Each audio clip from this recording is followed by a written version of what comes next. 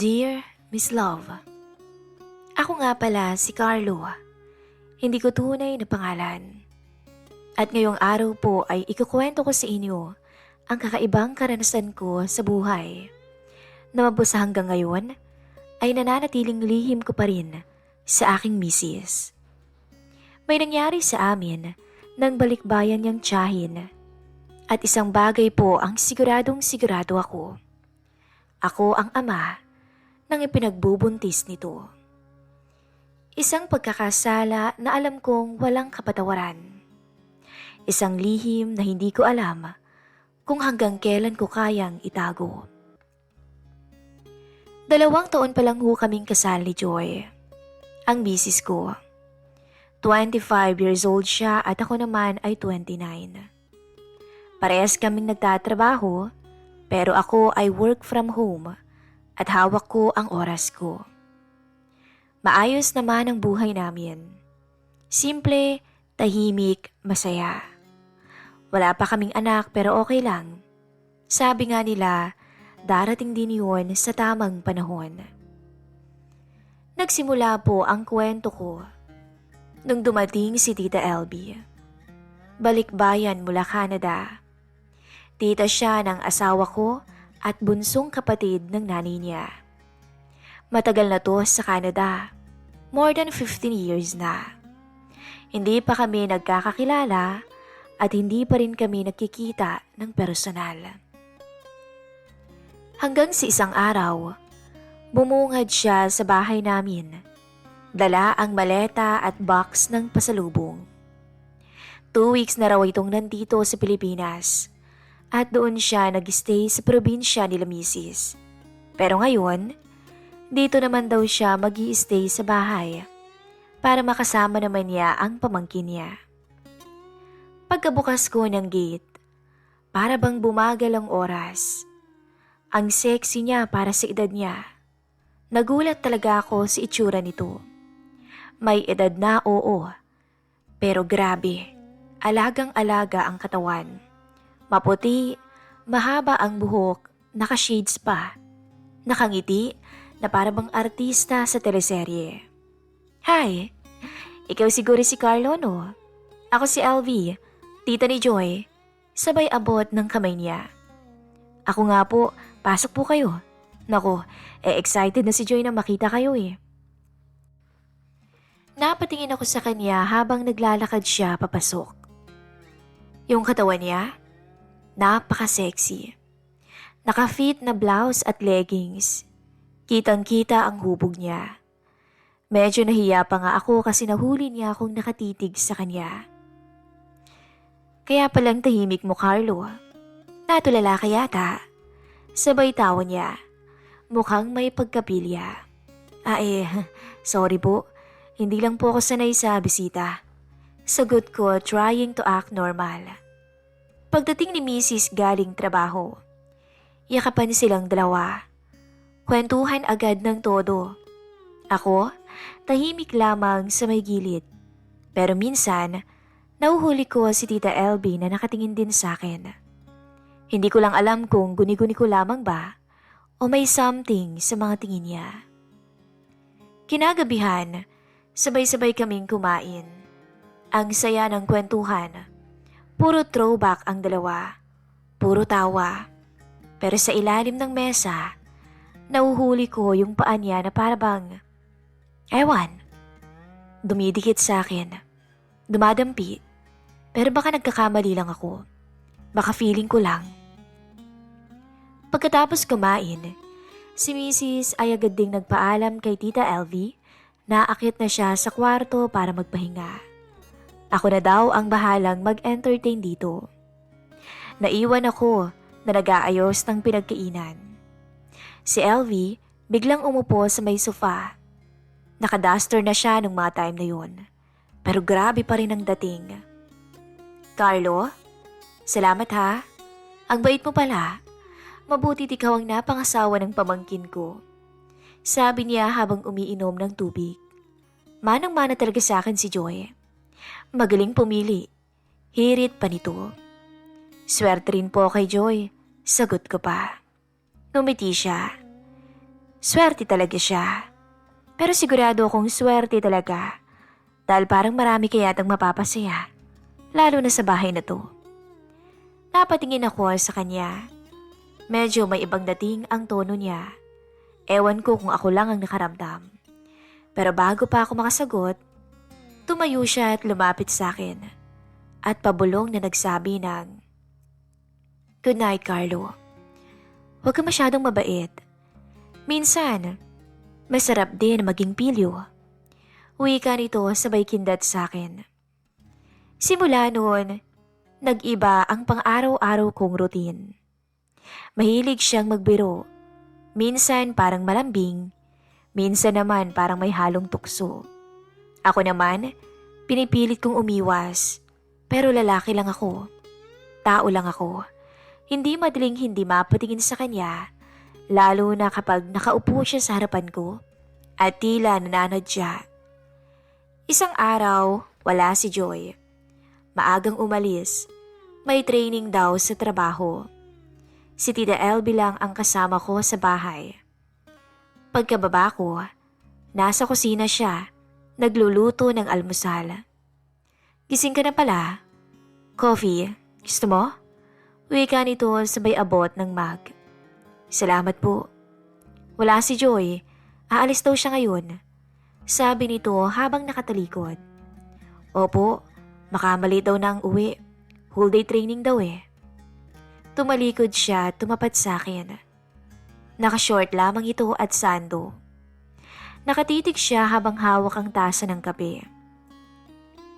"Alam mo, Carlo, minsan naiisip ko, sayang, dahil hindi ako nakapag-asawa ng kagaya mo." Parang nabingi ako saglit. "Ho? Anong ibig yung sabihin?" "Sayang kasi eh. Hindi ko na naisip na mag-asawa. Eh di sana katulad mo rin yung napangasawa ko." Ewan ko ba? Siguro pag matagal ka na sa ibang bansa, nakakalimutan mo na yung kilig. Yung haplos ng lalaki, yung lambing na may nagmamahal sa'yo. Puro nilang trabahong iniisip mo. At ngayon, gusto kong maranasan kahit konti yung atensyon ng isang lalaki. Yung pagmamahal, yung konting lambing. Habang nandito pa ako. Tumayo ako. Baka po ibang tao dapat ang pagkwentuhan nyo yan. "Carlo, ako lang to. Hindi naman ako naghahanap ng relasyon. Pero minsan, gusto ko lang maramdaman na babae ako. Hindi ko naman sinasabi na aagawin kita. Pero, pwede ba kitang hiramin sa asawa mo? Habang nandito lang ako. Pagbalik ko ng Canada, balik tayo sa dati.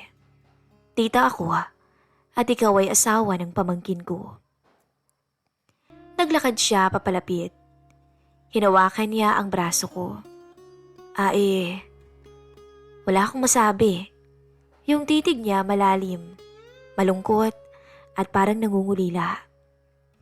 Hindi ko maalala kung sino yung unang yumakap, pero alam kong ako ang unang humalik. Halik ng isang makasalanan. Basta nangyari na lang. Pero ilang segundo lang yun. Tapos sabay din kaming napaatras. "Sorry, hindi ko dapat ginawa yun." Bulong ko. "Wala kang dapat ikahiya. Pero, huwag mong sasabihin to kay Joy ha?" Tumango lang ako. Simula noon, parang may sikreto na kami ni LB. Wala pang nangyayari, pero parang meron na. At yung kaba ko, nahahaluan na ng kilig at the same time ay guilt. Pero hindi ko alam kung hanggang kailan ko mapipigilan ang sarili ko. Simula nung gabing yon, Miss Love, para bang naging ibang tao ako. Hindi ako makatingin masyado sa asawa ko. Hindi dahil may nangyari na sa amin ng tita niya. Dahil wala pa naman talaga. Pero parang may tinatago na ako. May iniisip na hindi dapat. Alam kong doon pa lang, pinagtaksilan ko na siya. Lalo pang lumala nung sumunod na araw. Madalas lumalabas si Joy para sa mga meetings niya, events at kung ano-ano pa. Naiiwan ako sa bahay kasama si LB. Alam kong mali ang naiisip ko na sana nandito na lang siya palagi. Pero siguro, nasanay na ako na kasama ko palagi si LB. Yung may nag-aasikaso sa akin, may nagtitimpla ng kape pagkagising ko, may nagluluto ng pagkain ko. Unlike before,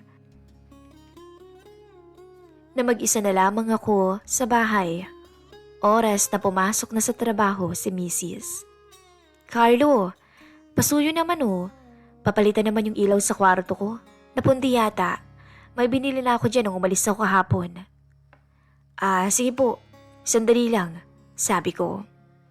Pagbalik ko, nauna na siyang pumasok sa loob ng silid niya. Nakaroba siya noon. Nakabukas ng kaunti, pero sapat para maaninag ko ang hindi dapat. Lumapit ako. Sinimulan kong ayusin at alisin at ikabit ang bagong ilaw. Tahimik kami pareho, pero ramdam ko na nasa likod ko lang siya, nakaalalay sa akin. Nung matapos, bigla niya akong hinawakan sa kamay. Carlo, bulong niya. Gusto mo rin ba ako? Asawa po ko ng pamangkin ninyo. Hindi mo sinagot ang tanong ko. Gusto mo ba ako? Hindi ako sumagot. Tumayo siya at humarap sa akin. At sa hindi ko inaasahan, hinawakan niya ang kamay ko at inilagay yun sa bewang niya. Hindi ko alam kung hanggang kailan ako magtatagal dito, Carlo. Pero habang andito ako, gusto kong maramdaman na babae ako. Kaya mo ba? Promise, hindi malalaman ng pamangkin ko. Tayong dalawa lang. Hindi ko na alam kung anong tumatakbo sa utak ko. Kahit ilang beses kong sabihin na mali, para bang may humihila sa akin palapit sa kanya. Nagyakapan kaming dalawa. Maigpit, mainit, wala pang halik. Wala pa. Pero tumunog ang cellphone ko. Si Joy ang tumatawag. Nagulat pa nga kami pareho, kaya't agad kaming naghiwalay. Sinagot ko yung tawag. Love, baka malate ako eh. May emergency meeting, sabi ni Joy. Ha? Okay lang, ingat ka ha? Sagot ko pa habang ninenervyos pa. Pagkababa ng tawag, si LV ay nakaupo na sa kama. Para bang biglang nahimasmasan. Ako man ay ganun din. Pasensya ka na, Carlo. Hindi ko alam kung bakit ko to ginagawa. Sabi niya habang nakayuko. Kasalanan ko rin. Pero kailangan nating tigilan to bago pa mahuli ang lahat. Tumango siya, pero hindi ko alam kung yun na ba ang huli o simula pa lang. Kinabukasan parang walang nangyari. Normal lang si LB. Para bang wala siyang sinabi sa akin. Pero alam ko, yung init ay nandun pa rin. One night, late na nakauwi si Mrs. Nakatulog ako sa may sala. Nagising ako sa amoy ng pabango. Si LB. Nakaupo sa gilid ng sofa at pinagmamasdan ako. Ang bait mo, Carlo. Akalain mo yun. Nagagawa mong pigilan ang sarili mo para sa asawa mo. Kung siguro ako lamang si Joy, hindi kita pababayaan. Sabi niya, wag na ho nating dagdagan yung kasalanan natin. Sagot ko habang pilit na umiiwas. Hindi mo na ako tinitingnan. Sabi niya habang hinahaplos ang braso ko. Dahil pag tiningnan kita, baka hindi na ho ako makapagpigil. Natahimik siya. Tapos pabulong niyang sinabi na, di huwag mong pigilan. Pagkasabi niya noon, tumayo siya at pumasok sa kwarto niya. Naiwan akong tulala. Gusto ko talaga siyang sundan. Pero may bahagi pa rin sa isipan ko na nagsisisigaw na huwag. Buong gabi gising ako. Naglalaban ng isip at damdamin ko. Minsan naririnig kong bumubukas ang pintuan ni LB. Pero hindi ko tinitingnan. Kasi alam ko, pag tiningnan ko pa, baka hindi ko nakayanin. Simula nung gabing yun, tuloy ang tahimik naming laro. Hindi kami nag-uusap pero pareho naming alam na may tensyon. Si Mrs. walang kaalam-alam. abala sa trabaho at madalas wala sa bahay. Ang hindi niya alam, habang siya'y nagtatrabaho sa labas, may apoy ng unti-unting lumalaki sa loob ng bahay. Isang gabi, pagod ako nun sa trabaho. Paglabas ko ng kwarto, madilim, kaya akala ko walang tao. Pagbukas ko ng ilaw, nandoon si LB. Nakaupo, nakaitim na silk na nightgown. "Carlo," mahinang sabi niya. "Kanina pa kita hinihintay." Bigla akong napatigil. Ang lalamunan ko ay natuyo. Parang di ako makalunok. Napakaganda niya sa suot niya. Akala ko walang tao. "Wala si Joy," sagot niya. Dahan-dahang tumayo. "Alam ko ring pagod ka. Kaya gusto kitang mapasaya ngayong gabi." Lumapit siya ng dahan-dahan. Walang salita. Nakatingin lamang sa akin. Pagkatapos, hinawakan niya ang kamay ko. At doon, parang may kuryenteng dumaloy sa aking katawan. "Baka may makakita," bulong ko. "Tayo lang. Sarado lahat ng bintana. Walang ibang makakakita, kundi tayo." Hindi ko na nakayanan nun, Miss Love. Hindi ko na napigilan ng sarili ko. Tuluyan na akong bumigay. Na hindi ko na nga maalala paano kami napunta sa kwarto. Basta ang alam ko, hinawakan niya ang mukha ko. Hinalikan ako sa pangalawang pagkakataon. Mabagal, malambing, at punong-puno ng kasabikan. "Carlo," bulong niya habang nakapikit. Ang tagal kong hinintay ito. Hinawakan ko ang katawan niya. Sa bawat gilaw niya ramdam ko yung matagal na niyang pagkauhaw sa lambing. Ako man ay nadala na rin. Wala na akong inisip kundi siya. Yung sandaling yon. Yung mainit niyang yakap. At yung kilig na dati ko lang nararamdaman kay Joy. Ngayon ay nasa ibang babae na. Hindi ko alam kung ilang oras kami doon. Pero pagkatapos ng lahat, pareho kaming tahimik, magkayakap at walang nagsasalita. Hanggang siya na mismo ang bumasag ng katahimikan. "Carlo, malito alam ko, pero salamat. Salamat kasi pinaramdam mo sa akin na buo ulit ako, na babae ako. Sorry, hindi ko rin alam kung paano ko ito haharapin. Hindi ko hinihiling na piliin mo ko, pero gusto ko lang maging special ako sa'yo." Hindi na ako sumagot. Kinabukasan, balik normal. Nagtimpla siya ng kape ko, para bang walang nangyari. Pagtingin ko sa kanya, nakangiti lamang siya sa akin. Yung tipong ngiti na may sikreto. Nagpaalam siya kinahaponan. May lakad daw siya. Sumakay siya ng taxi. Pagdating ni Mrs., wala pa rin siyang idea. Hinulikan pa niya ako sa labi at niyakap. Wala akong mukhang maiharap sa kanya. Lumipas ang ilang linggo, patuloy ang kataksilang ginagawa namin. Saksi ang bawat sulok ng bahay.